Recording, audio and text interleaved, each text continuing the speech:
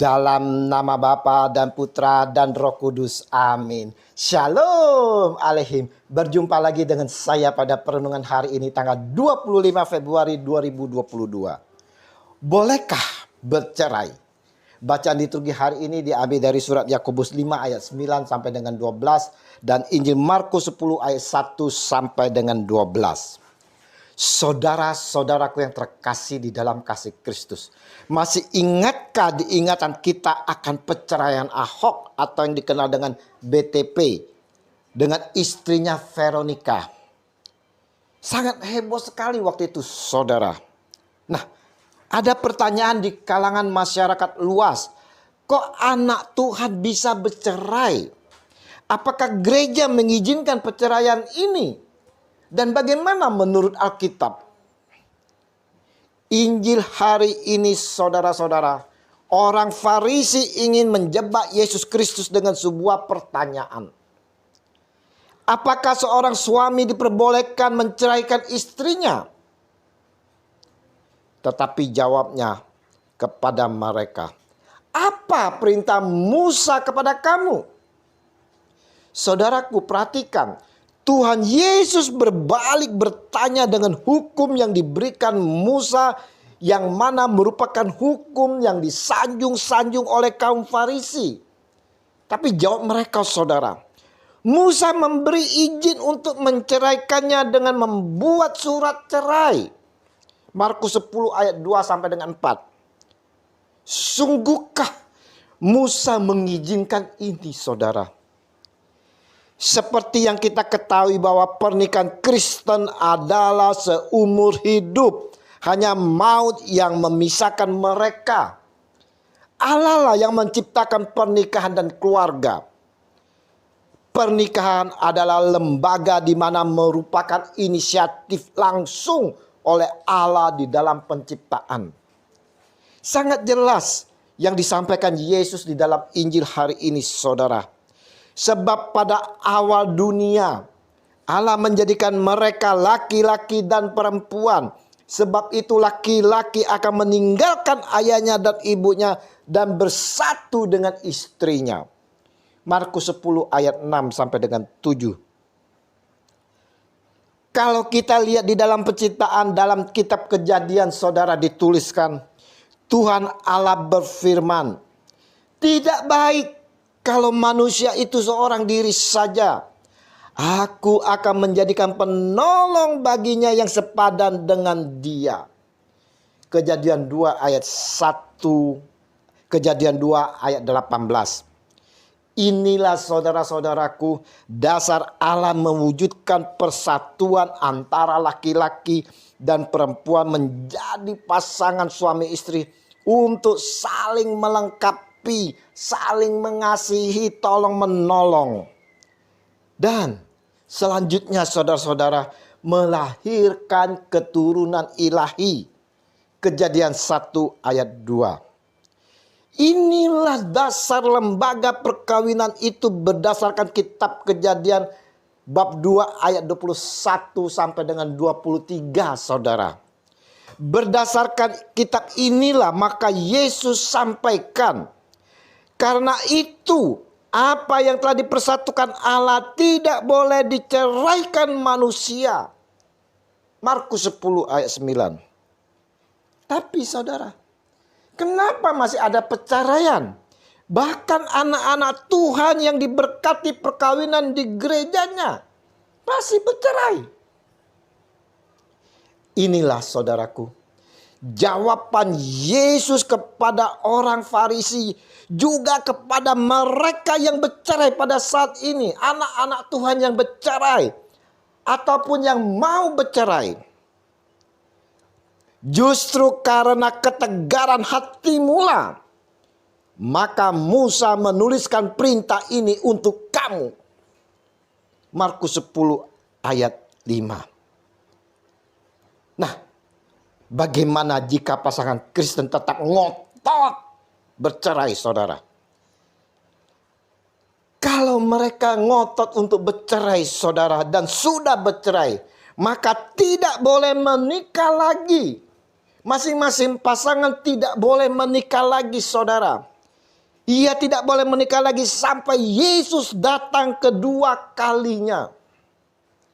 Apapun alasannya, baik masalah ekonomi, masalah anak, orang ketiga, KDRT, perkawinan yang telah diberkati ini tak dapat dipisahkan oleh manusia, saudara. Sekalipun ada terjadi melakukan perjinahan salah satu pasangan suami istri yang sah, tidak boleh cerai. Bukan berarti Alkitab pro dengan perselingkuhan, saudara. Perjinahan atau perselingkuhan tetap dosa dan itu dilarang Allah. Keluarga Kristen yang terlanjur adanya salah satu penyelewengan atau perselingkuhan tetap dapat diselamatkan Allah, saudara. Ingat itu, saudara. Dapat diselamatkan Allah dalam Kristus lewat kematiannya. Jikalau pasangan itu mau meminta dalam pengampunan dan tidak mengulangi perselingkuhan itu lagi. Kita bisa lihat kisah perempuan yang berzina yang tertangkap basah dan dibawa kepada Yesus. Yesus tidak menghakiminya, saudara.